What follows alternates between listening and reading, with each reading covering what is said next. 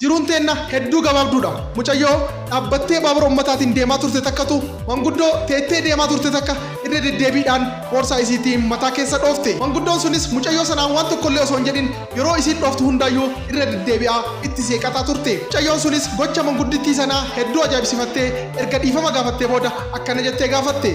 Yeroo hedduu irra deddeebi'ee meeshaa kootiin mataa keessa si dha'ee akkamitti natti dallanuu dhabde.